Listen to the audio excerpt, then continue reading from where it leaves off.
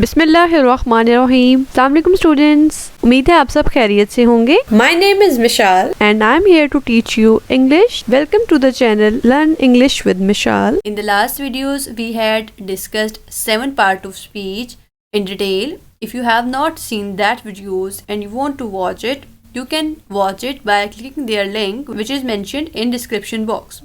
In today's video, we are going to discuss second last part of speech which is interjection. We will also tell you some categories of interjection in detail. Before starting the video, please subscribe my channel and don't forget to hit the bell icon for latest updates. Let's get started. What is interjection? An interjection is a word or phrase expressing a feeling rather than a meaning. They are used to express a strong or sudden feelings or emotion. Interjections functions grammatically independently from the words around them. Interjection आप एक ऐसे word या एक ऐसे phrase को कहते हैं जो कि आपकी feeling को express करता है, ना कि उसके meaning को. इंटरजेक्शन आप किसी भी स्ट्रॉन्ग फीलिंग इंटरजेक्शन आप यूज करते हैं अपने एहसासात को जाहिर करने के लिए, अपने इमोशंस को, अपनी फीलिंग्स को एक्सप्रेस करने के लिए. इंटरजेक्शन ग्रामेटिकली इंडिपेंडेंटली काम करते हैं. इंटरजेक्शन सेंटेंस के दूसरे वर्ड से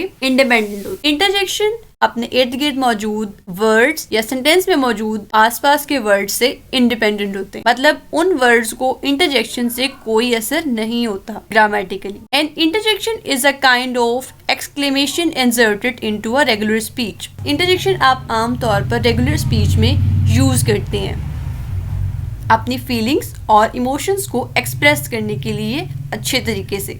इंटरजेक्शन के बारे में कुछ बातें जो आपको पता होनी चाहिए. Interjections don't have a grammatical function in the sentence construction. Right? Interjection का sentence construction में grammatically कोई function नहीं होता. They usually cannot be modified or inflected. Like a verb है, आप उसको चेंज कर सकते हैं, मॉडिफाई कर सकते हैं. एडवर्ब को आप कर सकते हैं, प्रपोजिशन, हर वर्ड को आप अपनी मर्जी से मॉडिफाई कर सकते हैं. हर पार्ट ऑफ स्पीच को अपनी मर्जी से मॉडिफाई कर सकते हैं, चेंज कर सकते हैं और किसी के साथ मिला भी सकते हैं. लेकिन आप इंटरजेक्शन में मॉडिफाई नहीं कर सकते.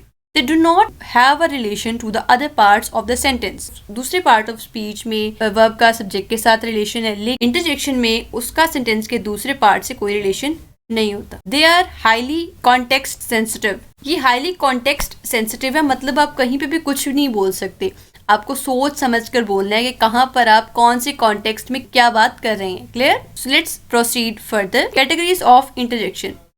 इसे आप टाइप्स भी कह सकते हैं इंटरजेक्शन की, और इसे आप कैटेगरीज भी कह सकते हैं, जहाँ पर हमने इंटरजेक्शन को स्मॉल कैटेगरीज में डिवाइड कर दिया है ताकि आप इजीली इसे याद कर सकें, इजीली समझ सकें. आइए सीखते हैं कौन सी कैटेगरीज है इंटरजेक्शन की. First of all is interjections for greeting. They are used to indicate emotion of warmth toward the other person when they meet. Interjections for greeting आप तब इस्तेमाल करते हैं जब आपने किसी दूसरे पर्सन से जब आप मिले हैं तो आपने गर्म जोशी का मुजाहिरा करना हो, आपने उसे खुशामदीद कहना हो अच्छे अंदाज में.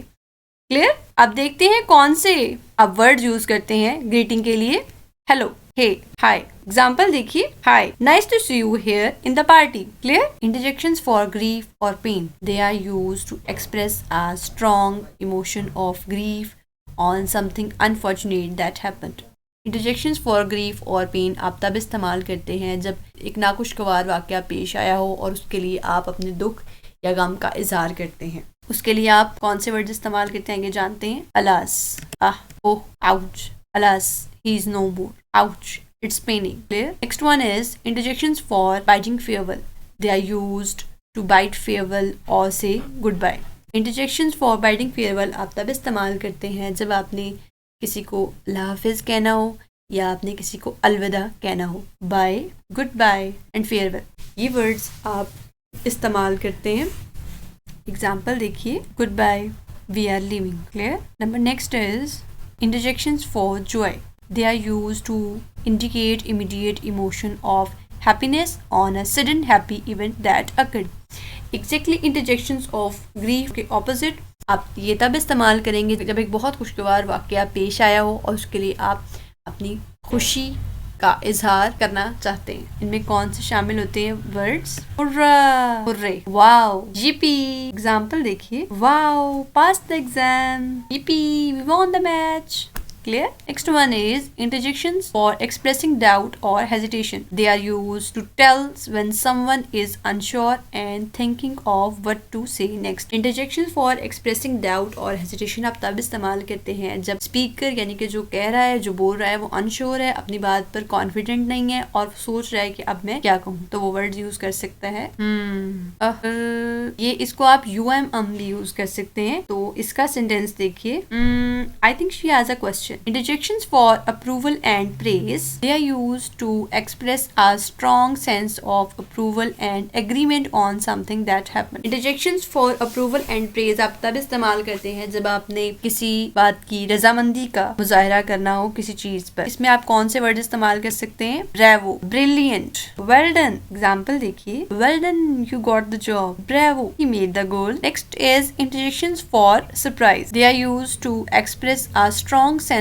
of surprise on something that happened. Interjections for surprise आप तब इस्तेमाल करते हैं जब कोई चीज जो वाकई हुई हो, स्पीकर एकदम हैरान हो जाए, जो बोलने वाला है यानी कि जो बोल रहा है वो हैरान हो जाए। किस तरह से अपनी फीलिंग्स का इजहार करेगा, आइए देखें।